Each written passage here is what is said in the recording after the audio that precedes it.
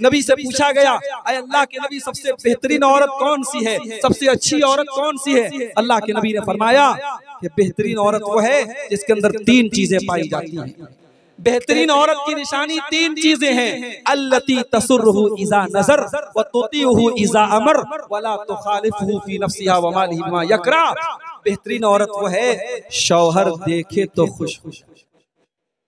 ये जलसे में बन संवर के जा रही हैं, ये शादियों में मेकअप करके जा रही हैं, ये फंक्शंस में ये घूमने फिरने के लिए सज संवर के जा रही हैं, और शौहर के लिए कभी अपने आप को सजाया नहीं, कभी अपने आप को संवारा नहीं। अगर ऐसी औरतें ये शिकायत करती हैं कि मेरा शौहर मेरी तरफ ध्यान नहीं देता, मेरा शौहर मुझसे मोहब्बत नहीं करता, मेरे शौहर को मेरी परवाह नहीं है, तो ऐसी औरतों की शिकायत फजूल है। अल्लाह के नबी कह रहे हैं कि शादीशुदा औरत अपने शौहर के लिए मेकअप करे, अपने शौहर के लिए सजे और संवरे।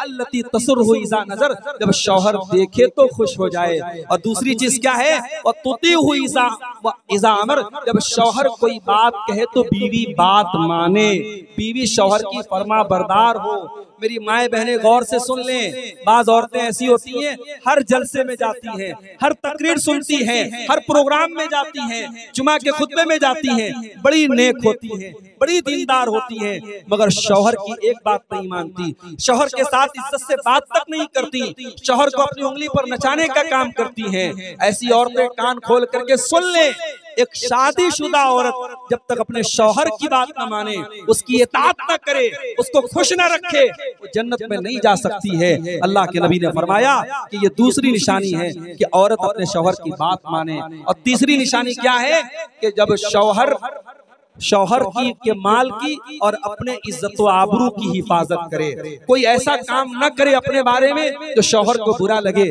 और शौहर के माल को बेतहाशा करे। तो मेरे भाइयों, निकाह के मौके पर आप दीनदारी को तरजीह दीजिए। और मैं यहाँ ये भी बता देता हूँ आपको, बाज लोग क्या करते हैं साहब, बेटी की शादी ऐसे परिवार में करते हैं, लड़का शराबी है, लड़का बदकार है, लड़का कब्र परस्त है, और ये अपनी बेटी की शादी उस लड़के से करता है। और पूछो क्यों करता है, तो कहते साहब लड़के का खानदान बड़ा अच्छा था, लड़के का घर बहुत अच्छा था, लड़का सरकारी नौकरी में था, लड़का बहुत पैसे वाला था। ये सारी चीजें देख करके आपने अपनी बेटी की शादी किसी शराबी से, किसी जानी से और किसी मुशरिक से कर दी। मेरे भाइयों, एक बकरी का बच्चा भी हम पालते हैं और कभी उसे बेच देते हैं तो सोचते हैं कि इसको हमने बड़ी मोहब्बत से पाला है, ऐसे इंसान को बेचे, उस बकरी के बच्चे को के ऊपर जुल्म न करे।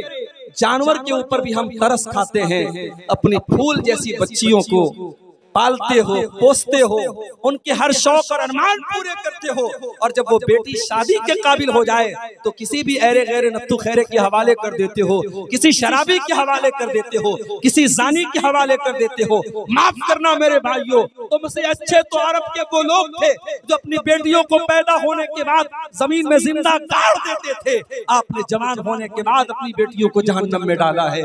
नहीं मेरे भाइयों, जब बेटियों का रिश्ता देखने जाओ तो शराब और जानी से अपनी बेटियों का रिश्ता न करो। बास लोग कहते साहब हमारी बेटी जाके माहौल सही कर देगी, हमारी बेटी सुधार देगी, हमारी बेटी शराबी को सही कर देगी, जानी को सही कर देगी। माफ करना मेरे भाइयों, आपकी बेटी कोई सर्फ एक्सेल नहीं है, कोई एरियल पाउडर नहीं है, वो लोगों की गंदगी को जाके साफ करेगी, वो शराबी को जाके सही कर देगी। मैंने रोते हुए देखा है बेटियों को, माँ बाप की गलती की सजा बेटियों को रोते हुए और भुगतते हुए मैंने देखा है।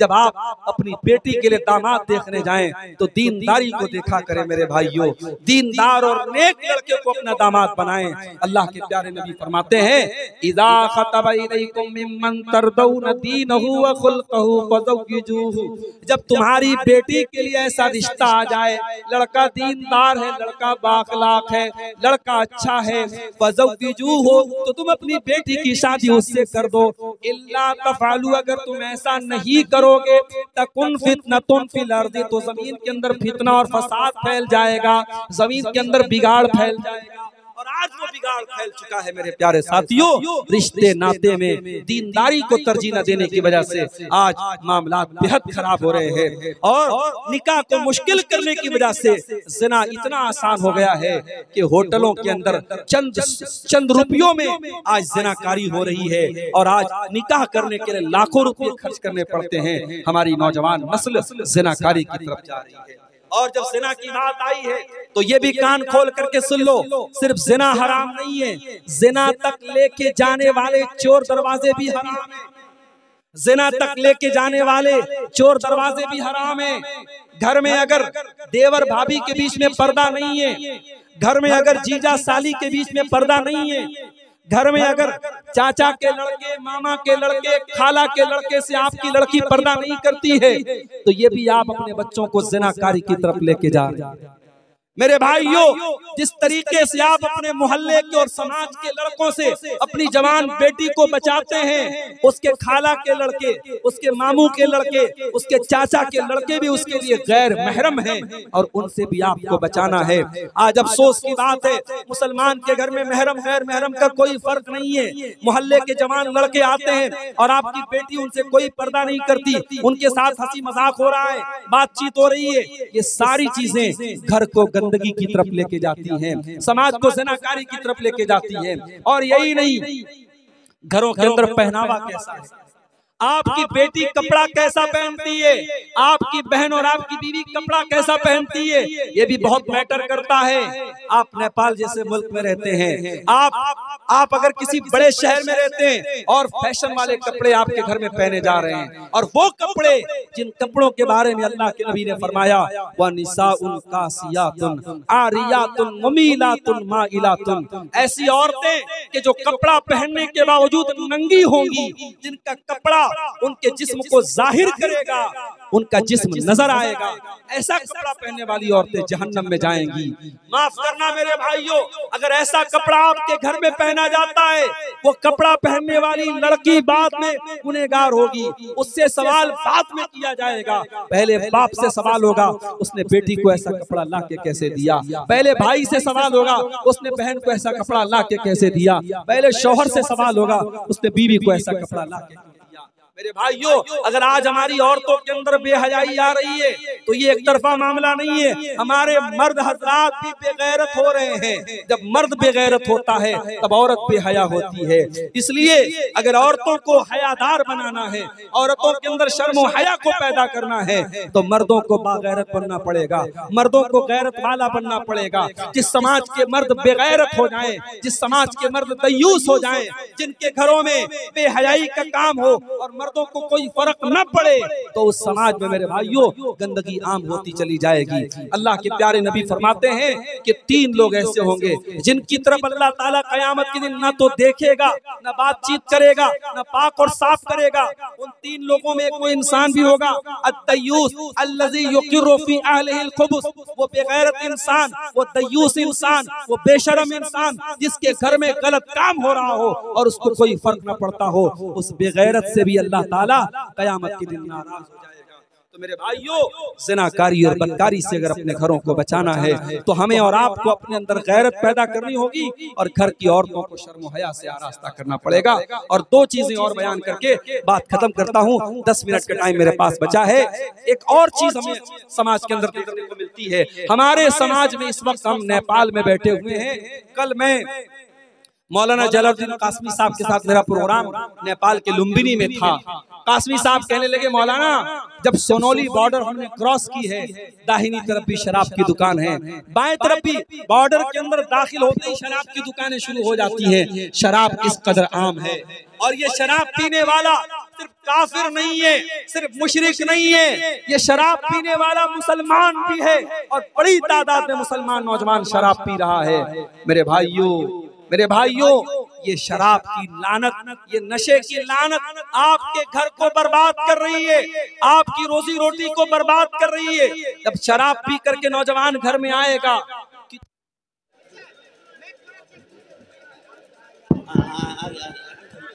हेलो, अब लोग इत्मीनान बनाए रखें और जहाँ जैसे वहीं बैठ जाएं बराए मेहरबानी। बस चंद मिनट आपके सामने शेख मोहतरम इंशाल्लाह बयान देंगे। मोहतरम हजरात, लाइट कट जाने की वजह से थोड़ा सा बीच में डिस्टरबेंस हुआ। बहरहाल आप हजरात सुकून से बैठे, मैं अपनी बात को समेट करके बात खत्म करने जा रहा हूं। बात मैं कर रहा हूं शराब। आज हमारे नौजवानों को शराब की लत बर्बाद कर रही है। और शराब एक ऐसी चीज है कि हजरत उस्मान गनी रज़ी अल्लाह ताला अन्हु कहा करते थे, इन्नल खम्र उम्मुल खबाइस, ये तमाम बुराइयों की जड़ है शराब। एक इंसान जब शराब पी लेगा वो ज़िना भी कर सकता है, शराब पी करके इंसान कत्ल भी कर सकता है। शराब पी करके आज कितने रोड एक्सीडेंट हो रहे हैं, और आज हमारे नौजवान इस शराब की लानत में गिरफ्तार है। मेरे भाइयों, एक मुसलमान के लिए बस इतना काफी है कि उसके रब ने कुरान में जब शराब को हराम किया तो सिर्फ इतना नहीं कहा कि शराब मत पियो, बल्कि अल्लाह ने क्या फरमाया, या अय्युहल्लज़ीना आमनू इन्नमल खम्रु वल मैसिरु वल अंसाबु वल अज़लामु रिज्सुम मिन अमलिश शैतान। ऐ ईमान वालों, ये शराब और जुआ ये गंदे काम है, ये शैतान के काम है। फजतनिबूहु, तुम इनसे बचो, लअल्लकुम तुफ्लिहून, तभी तुम कामयाब हो सकते हो। इन्नमा युरीदु शैतानु अन युक़िया बैनकुमुल अदावता वल बग़दा फिल खम्रि वल मैसिर व यसुद्दकुम अन ज़िक्रिल्लाहि व अनिस सलाह। शैतान ये चाहता है तुम शराब पी करके और जुआ खेल करके एक दूसरे से लड़ाई करो, एक दूसरे के दुश्मन बन जाओ। और शैतान ये चाहता है तुम शराब के नशे में पड़ करके अल्लाह के जिक्र से और नमाज से दूर हो जाओ। जितनी देर इंसान नशे की हालत में रहेगा वो नमाज से दूर रहेगा, अल्लाह के जिक्र से दूर रहेगा। इसलिए मेरे नौजवान साथियों, शराब को तर्क कर दो, शराब को छोड़ दो, शराब से अपने आप को बचाओ, अपने घर और परिवार को बचाओ। ये ऐसी लत है जो आपके घरों को बर्बाद कर देगी। और अल्लाह के नबी क्या फरमाते हैं, सही मुस्लिम की रिवायत है कि जो इंसान शराब पिएगा, अल्लाह का वादा है, अल्लाह ने अपने जिम्मे वादा करके रखा है कि जो शराब पिएगा अन यस्क़ियहु मिन तीनतिल खबाल, अल्लाह ताला उसको जहन्नमियों का पीप और मवाद पिलाएगा, उसे जहन्नमियों का गंदा खून पिलाया जाएगा, उसे जहन्नमियों का पीप और मवाद पिलाया जाएगा। आज शराब की ये लानत भी, मैं अभी फ्लाइट से आ रहा था काठमांडू से जनकपुर के लिए, तो मेरे आसपास में 2-4 बेवड़े जो है शराबी लग रहा है वो बैठे हुए थे, और शराब की जो गंध होती है, जो महक होती है, वो मुझे परेशान कर रही है। जो इंसान शराब की महक, जो शराब नहीं पीता है और जो शराब को हराम समझता है, उसे शराब की महक भी बर्दाश्त नहीं होती है।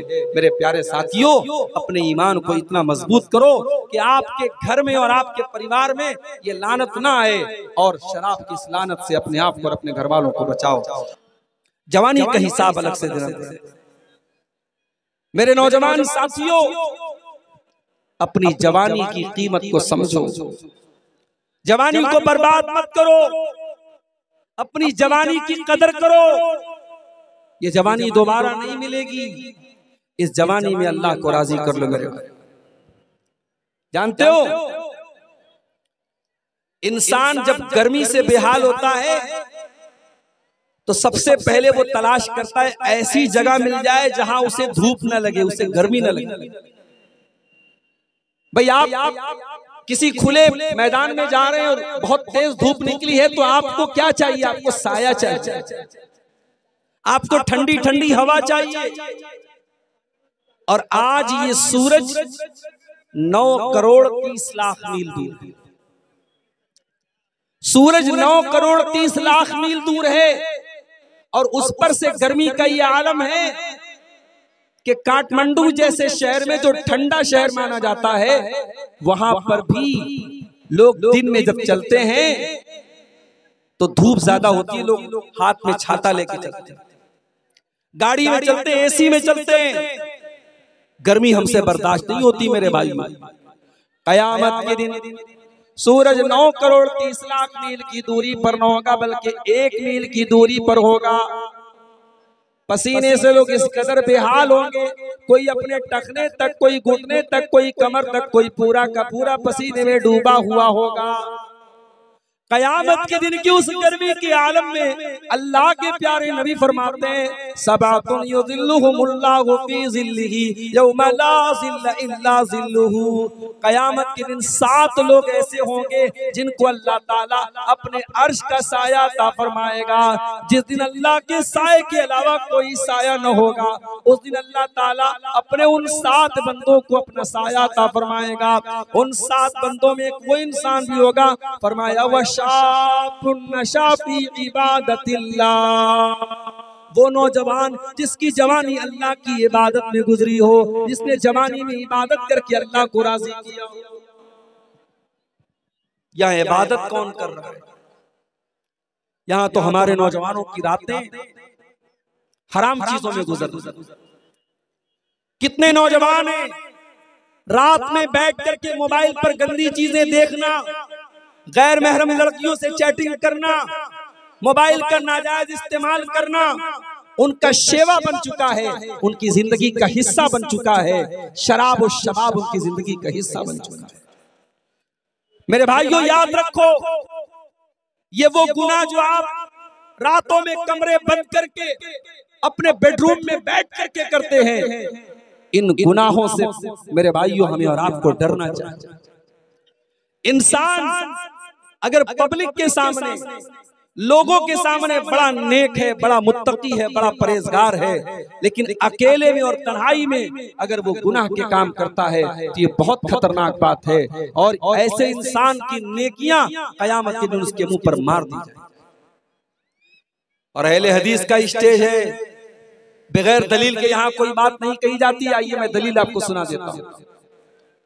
इब्ने माजा की सही रिवायत है, अल्लाह के प्यारे नबी सल्लल्लाहु अलैहि वसल्लम हजरत सौबान रज़ी अल्लाह ताला अन्हु से फरमाते हैं, ऐ सौबान लअलमन्ना अक़वामम मिन उम्मती यातूना यौमल क़ियामा।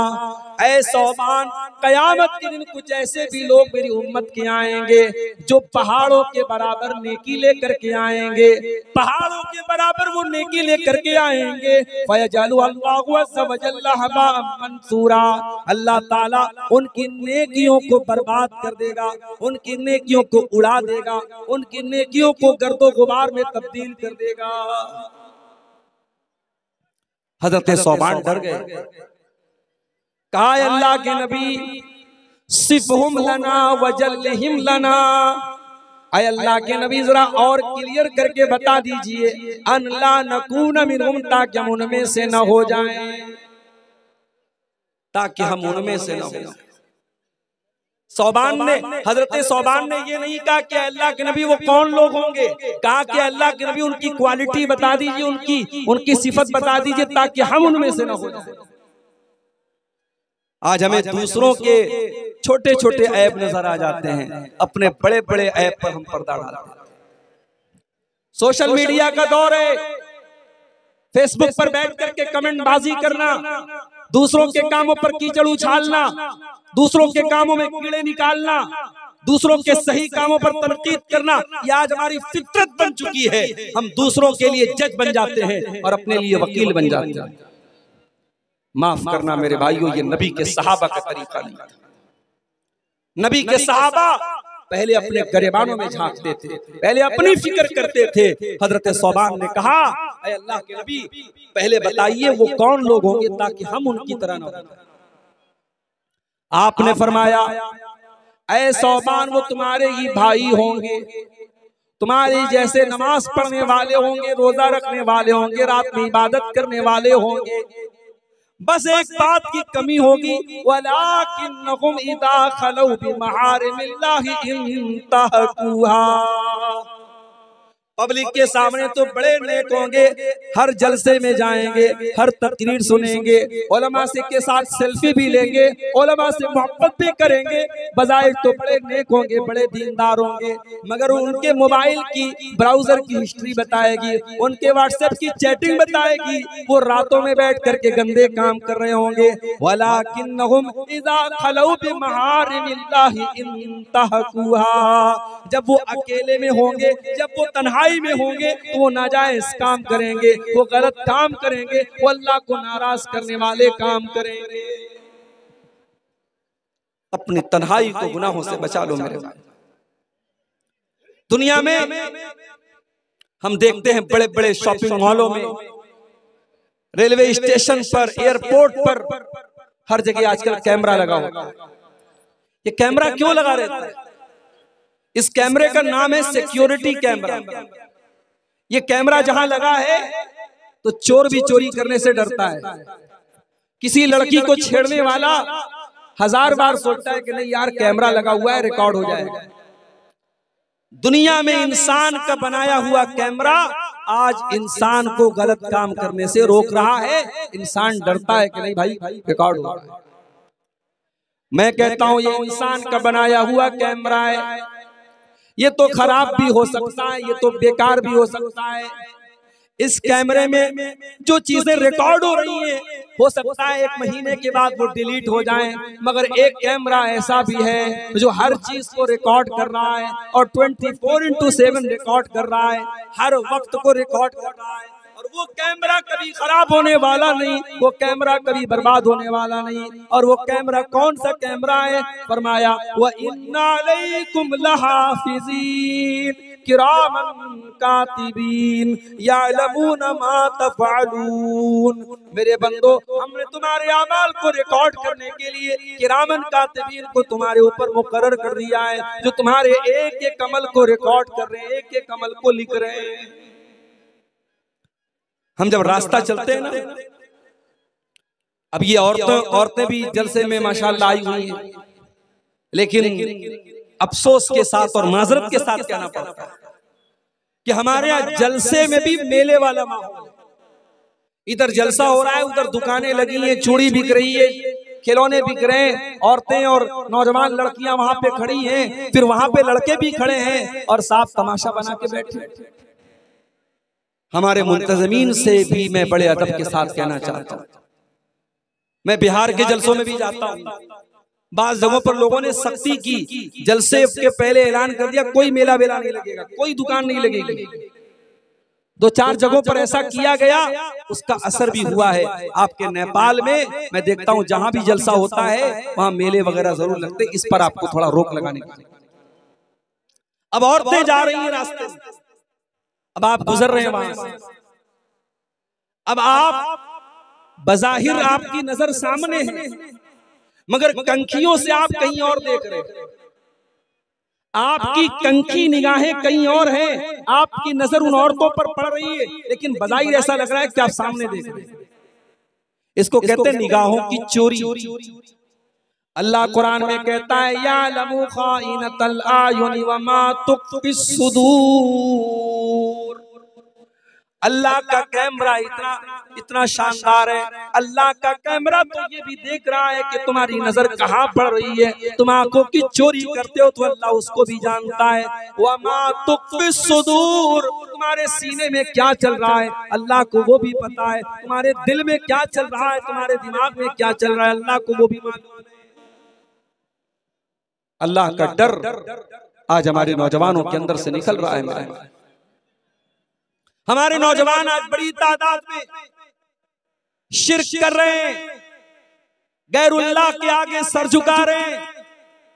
कितनी हमारी औरतें हैं, बच्चा बीमार हो गया, किसी ढोंगी बाबा के पास, किसी ओझा के पास, किसी शिरकिया मंत्र पढ़ने वाले के पास जाकर के अपने बच्चे को दम करवा रही हैं, बच्चे के गले में तावीज डलवा रही हैं।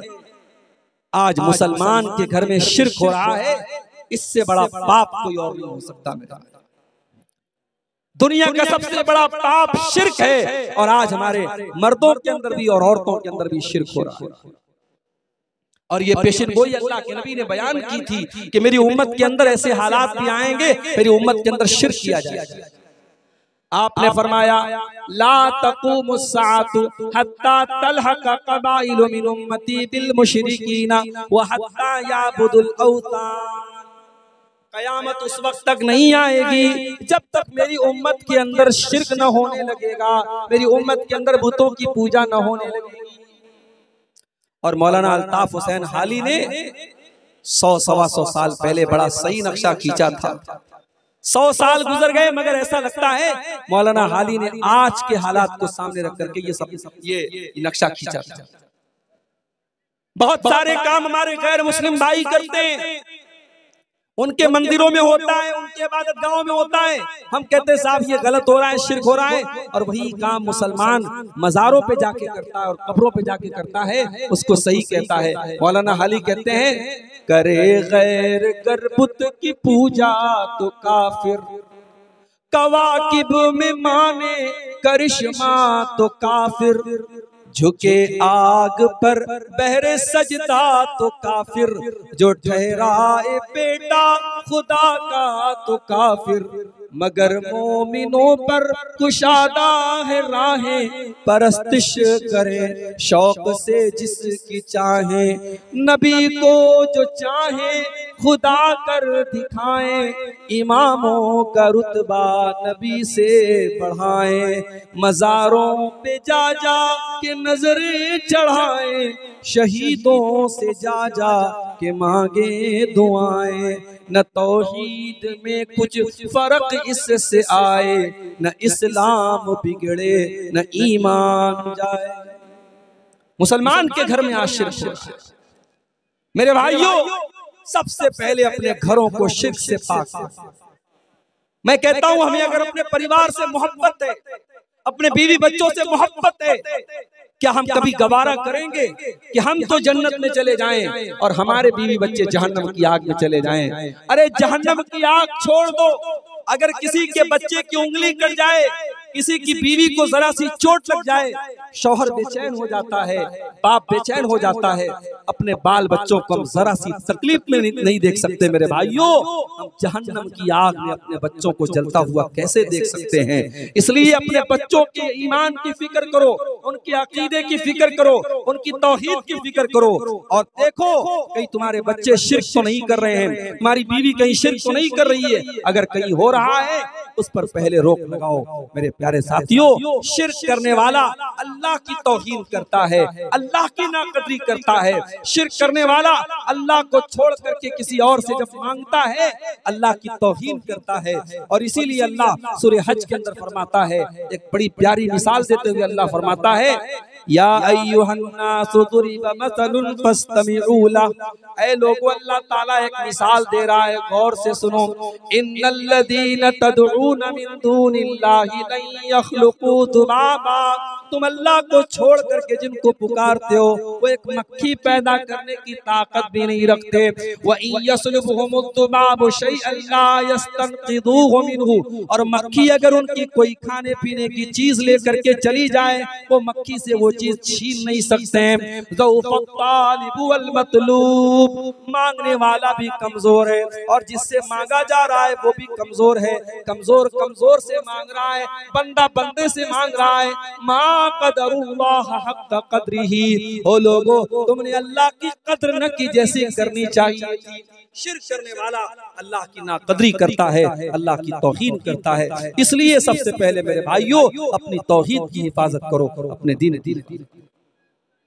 हमारा नौजवान एक बड़ी तादाद में, आज हमारे नौजवानों की एक बड़ी तादाद ऐसी है जिनकी जिंदगी का कोई मकसद नहीं।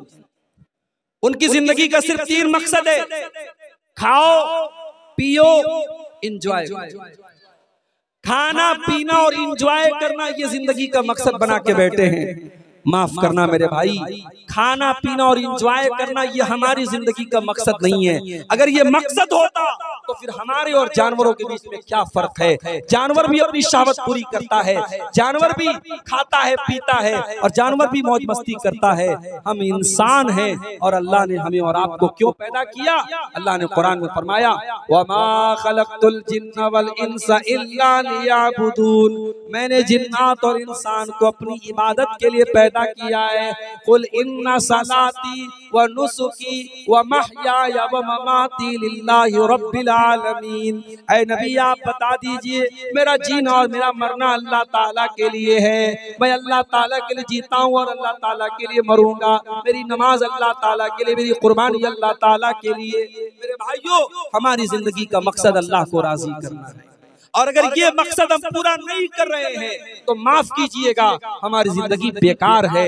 दुनिया की हर चीज अपने मकसद को जब पूरा नहीं करती है हम उसे उठा के फेंक देते हैं, और जो चीज अपने मकसद को समझती है वही कामयाब होती है। कभी आप गौर कीजिए, आप मोबाइल इस्तेमाल करते हैं, मोबाइल पर आप फेसबुक चलाते हैं, मोबाइल पर व्हाट्सएप चलाते हैं, मोबाइल पर वीडियो देखते हैं, मोबाइल पर कैलकुलेटर भी है, मोबाइल पर गेम भी है, मोबाइल पर अला बला बहुत सारी चीजें हैं। मगर कभी आप गौर कीजिए, जब मोबाइल पर कॉल आती है, जब किसी का फोन आता है, वीडियो पीछे चला जाता है, फेसबुक पीछे चला जाता है, व्हाट्सएप पीछे चला जाता है, कॉल ऊपर आ जाती है, क्योंकि मोबाइल को भी पता है कि मेरा असल मकसद कॉल करना और एक दूसरे से बात करना है। मोबाइल पर कॉल ऊपर आ जाती है। मेरे भाइयों, क्या यह अफसोस की बात नहीं है कि एक मोबाइल को तो पता है कि मेरा मकसद है, मेरा मकसद क्या है, मेरी तख्लीक का मकसद क्या है, मुझे क्यों बनाया गया है।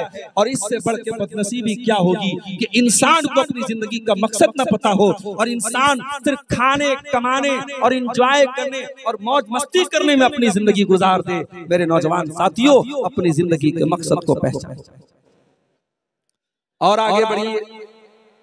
हमारे कुछ नौजवान ऐसे भी हैं जो दुनिया कमाने के चक्कर में इतने बिजी हो गए कि उनको आखिरत के लिए कोई टाइम नहीं मिलता। उनका कारोबार चल रहा है, उनकी दुकान चल रही है, उनकी जॉब चल रही है, 5 टाइम की अजान मस्जिद में हो रही है, मुअज्जिन बार बार कह रहा है हय्या अलस सलाह हय्या अलल फलाह। मुअज्जिन नमाज की तरफ बुला रहा है, मुअज्जिन कामयाबी की तरफ बुला रहा है। ये दुकान छोड़ के जाने को तैयार नहीं है, ये कारोबार छोड़ के जाने को तैयार नहीं है। ये दुनिया में इतना मगन है, अपनी आखिरत के बारे में एक पल के लिए भी नहीं सोच रहा है। मेरे प्यारे भाइयों, अल्लाह के नेक बंदे वो होते हैं जो कारोबार भी करते हैं, जो तिजारत भी करते हैं, जो अपनी दुनिया के लिए फिक्र करते हैं, लेकिन आखिरत को सबसे ऊपर रखते हैं। अल्लाह ने कुरान में फरमाया रिजालुल ला तुल्हीहिम तिजारतु वला बैउन अन जिक्रिल्लाह। मेरे मुत्तकी बंदे वो हैं, मेरे नेक बंदे वो हैं जिनका कारोबार उनको अल्लाह के जिक्र से गाफिल नहीं करता, जिनकी तिजारत उनको नमाज से गाफिल नहीं करती है। यखाफून यौमन ततक़ल्लबु फीहिल क़ुलूब वल अबसार। वो कयामत के दिन से डरते हैं, वो उस दिन से डरते हैं जिस दिन कलेजे हिल जाएंगे, जिस दिन आंखें अपनी जगह से हट जाएंगी और दिल अपनी जगह से हट जाएंगे। कयामत के दिन का डर अगर दिल में होगा मेरे भाइयों, इंसान आखिरत की फिक्र करेगा। इंसान दुनिया के लिए दुनिया के अंदर इतना डूब नहीं जाएगा कि आखिरत को भूल जाए। आज अफसोस की बात है, हमारे बहुत सारे नौजवान ऐसे हैं, उनके पास दुनिया की बड़ी नॉलेज है, उनसे आप पॉलिटिक्स की बात कर लो, बड़ी नॉलेज है, दुनिया की बातें पूछ लो, बड़ी नॉलेज है, क्रिकेट के बारे में पूछ लो, बहुत जानकारी है, बॉलीवुड की फिल्मों के बारे में पूछ लो, बहुत जानकारी है, मगर नमाज का तरीका पूछ लो नहीं मालूम। कितने नौजवान ऐसे हैं, बाप मर जाए, बाप के जनाजे पर खड़े होकर के जनाजे की नमाज पढ़ने का तरीका भी उनको नहीं आता है, उनको जनाजे की दुआएं भी नहीं आती है। मेरे प्यारे साथियों, इससे बढ़ के बदनसीबी क्या हो सकती है। एक मुसलमान इस कदर दीन से दूर हो, उसे अपने दीन का बेसिक इल्म भी ना हो, इससे बढ़ के बदनसीबी क्या हो सकती है। अल्लाह कुरान में कहता है यालमून ज़ाहिरम मिनल हयातिद दुनिया व हुम अनिल आखिरति हुम गाफिलून। कुछ लोग ऐसे होते हैं जो दुनिया के बड़े जानकार होते हैं, दुनिया की बड़ी नॉलेज उनके पास होती है, लेकिन आखिरत से बिल्कुल दूर होते हैं, बिल्कुल गाफिल होते हैं। और आगे हमारे नौजवानों में एक बड़ी तादाद ऐसे नौजवानों की भी है जो ज़िनाकारी और बदकारी की गंदगी में मुलव्विस है। और मैं नेपाल की सरजमीन पर बैठकर बड़े बहुत एतमाद के साथ ये बात कर रहा हूं कि आज हमारे नौजवान लड़के और लड़कियों को ज़िनाकारी और बदकारी के गड्ढे की तरफ लेके जाया जा रहा है। मेरे प्यारे नौजवान साथियों, अगर अपने नबी से मोहब्बत करते हो, अगर अपने नबी से प्यार करते हो, तो आपके प्यारे नबी ने 2 चीजों की गारंटी आपसे मांगी है, और इस गारंटी को अगर आपने पूरा कर दिया तो जन्नत की गारंटी दी है। अल्लाह के प्यारे नबी क्या फरमाते हैं, मैं यज़मन ली मा बैन लिह्यैहि व मा बैन रिजलैहि अज़मन लहुल जन्नह। जो मुझे अपनी जुबान की गारंटी दे दे और जो मुझे अपनी शर्मगाह की गारंटी दे दे, मैं उसे जन्नत की गारंटी देता हूं। और अल्लाह के नबी को मालूम था कि जब एक नौजवान जवानी की दहलीज पर पहुंचता है तो उसके जिस्म के अंदर होने वाली तब्दीलियां ये तकाजा करती हैं कि उसकी इस ख्वाहिश को पूरा किया जाए, और इस ख्वाहिश को पूरा करने के लिए इस्लाम ने निकाह का सिस्टम रखा है। इसीलिए अल्लाह के नबी ने नौजवानों को खिताब करते हुए फरमाया, या माशर शबाबी मन इस्तता मिनकुमुल बाता फलयतज़व्वज। ऐ नौजवानों, जब तुम शादी के काबिल हो जाओ, जब तुम शादी की जिम्मेदारी उठाने के काबिल हो जाओ तो तुम निकाह कर लो। जब तुम शादी कर लोगे, जब तुम निकाह कर लोगे, फ़इन्नहु अग़ज़्ज़ु लिलबसर व अहसनु लिलफ़र्ज, तो तुम्हारी आंखें झुक जाएंगी और तुम्हारी शर्मगाह की हिफाजत हो जाएगी। ये बहुत बड़ी बात है। एक इंसान अगर शादी के काबिल हो गया, शादी की जिम्मेदारी उठाने के लायक हो गया, तो उसकी शर्मगाह की हिफाजत कैसे होगी? शादी करके होगी। भाई हमें भूख लगी है, हमें खाना चाहिए, तो आप हमारे सामने बेहतरीन से बेहतरीन चीजें ला के दे दें। जब तक हमारी भूख न मिटेगी, हमारा पेट न भरेगा। एक इंसान शादी के काबिल है, शरीयत कह रही है उसकी शादी करा। मगर आज हमारे समाज में शादी ब्याह के सिस्टम को, मेरी माएं बैठी हैं, मैं उनसे कहना चाहता हूं, अपने बच्चों की शादी सही टाइम पर कराओ। ये सहाबा का दौर नहीं है, ये नबी का दौर नहीं है, ये फितनों का दौर है, ये गंदगी का दौर है, ये ज़नाकारी का दौर है। अपने बच्चों और बच्चियों को अगर गंदगी से बचाना है, उनकी सही टाइम पर शादी करो और शादी को आसान करो। ये जहेज की रस्म, ये हल्दी की रस्म, ये मंगनी की रस्म, ये बारात की रस्म, ये लंबे चौड़े खर्च की रस्म, एक दिन की खुशी के लिए लाखों खर्च करने की रस्म, या लड़की का बाप अपनी लड़की की शादी करने के लिए जमीन जायदाद बेच देता है, बैंक से लोन लेकर के शादी करता है, और अपने आप को हम अहले हदीस भी बोलते हैं और कुरान और हदीस पर चलने का दावा भी करते हैं। मेरे भाइयों, अगर हम ये दावा करने के बावजूद अगर हमारी शादियों में जहेज का लेन देन हो रहा है, हमारी शादियों में ये रस्म रिवाज बनाए जा रहे हैं, तो माफ कीजिएगा, हम अहले हदीस नहीं हैं। अहले हदीस के नाम पर हम कलंक हैं। अहले हदीस सिर्फ सीने पर हाथ बांधने का नाम नहीं है, सिर्फ आमीन जोर से बोलने का नाम नहीं है, सिर्फ 8 रकात तरावी पढ़ने का नाम नहीं है। अहले हदीस तो उस इंसान को कहते हैं जो अपनी इबादत में, अपने मामलात में, अपने तमाम मामलात में वो किताब और सुन्नत की पैरवी करे। मेरे भाइयों, अपने निकाह को आसान करो, रस्म और रिवाज की बेड़ियों से अपने आप को आजाद करो और अपने बच्चों की सही टाइम पर शादी करो। और शादी की बात आई है तो ये भी आपको बता देना चाहता हूं, शादी में दीनदारी को देखा। मेरी माँ, जब आप बहू तलाश करने जाओ तो आप हूर परी जैसी बहू लाने के बजाय दीनदार लड़की को बहू बना के लाओ। और जब आप अपनी बेटी के लिए दामाद देखने जाओ तो शानदार हवेली देखने के बजाय और बेहतरीन सर्विस और नौकरी और बेहतरीन पैसा देखने के बजाय दीनदारी को देखो। इंशाअल्लाह वो दीनदार लड़का आपकी लड़की को खुश रखेगा और वो दीनदार बहू आपके घर में आकर के आपके घर को रोशन कर देगी। अल्लाह के प्यारे नबी फरमाते हैं, जब औरत का निकाह होता है तो 4 चीजें औरत के अंदर देखी जाती हैं। ले मालिहा वले हसबिहा वले जमालिहा वले दीनिहा। माल देखा जाता है, खूबसूरती देखी जाती है, और खानदान देखा जाता है, और दीनदारी देखी जाती है। आपने फरमाया फज़फर बिज़ाति दीन तरिबत यदा। दीनदार औरत को अपने घर में लेके आ जाओ, कामयाब हो जाओगे। दीनदार औरत जब घर में आएगी, सास को माँ का दर्जा देगी, ससुर को बाप का दर्जा देगी, शौहर की खिदमत करेगी, अपने बच्चों की सही तरबियत करेगी, और खूबसूरती और आपने रंग रूप देखा होगा। घर में आकर के वो घर का माहौल खराब कर डालेगी, शौहर को बर्बाद कर डालेगी, बच्चों की न सही तरबियत करेगी, न घर के अंदर दीनदारी पैदा करेगी। मेरे प्यारे भाइयों, घर के अंदर दीनदार औरत को आप निकाह करके लाइए, और जब दीनदार औरत घर में आएगी तो आप याद रखिए दुनिया की सबसे बड़ी दौलत नेक औरत होती है।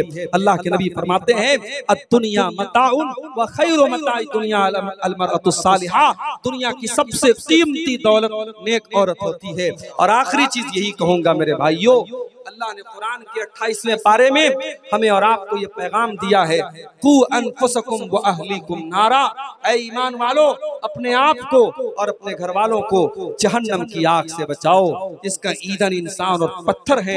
अगर हमें और आपको अपने घर परिवार से मोहब्बत है, अपने बीवी बच्चों से मोहब्बत है और हम उनकी चिंता करते हैं, उनकी फिक्र करते हैं, तो मेरे भाइयों उन्हें जहन्नम की आग से बचाने की भी हम फिक्र करें। अल्लाह से दुआ करते हैं रब्बुल आलमीन हमारे नौजवानों की इस्लाह फरमा दे। रब्बुल आलमीन जिन बुराइयों की तरफ इशारा किया गया है, इन तमाम बुराइयों से हमारे नौजवानों की हिफाजत फरमाए। अल्लाह हमारी माओ बहनों की भी इस्लाह फरमा दे। आज की ये क़याम अमन कॉन्फ्रेंस अल्लाह ताला इसको हुस्न खूबी के साथ अंजाम तक पहुँचाने की हम सबको तौफीक अता फरमाए। अल्लाह हम सबको कहने सुनने से ज्यादा अमल की तौफीक दे। आमीन व आखिर दावाना अल्हम्दुलिल्लाहि रब्बिल आलमीन वस्सलामु अलैकुम व रहमतुल्लाहि व बरकातुहू। जज़ा निकल पाएगी कहाँ आपकी बातों की तफसीर मुद्दत तक तसव्वुर में रहेगी।